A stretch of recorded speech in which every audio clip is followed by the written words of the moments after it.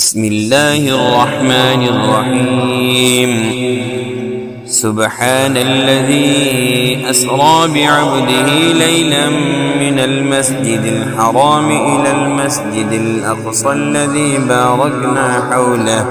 باركنا حوله لنريه من آياتنا إنه هو السميع البصير.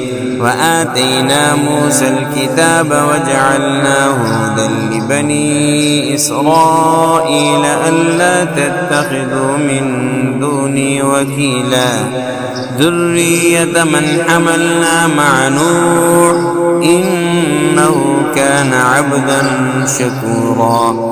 وقضينا إلى بني إسرائيل في الكتاب لتفسدن في الأرض مرتين ولتعلن علوا كبيرا.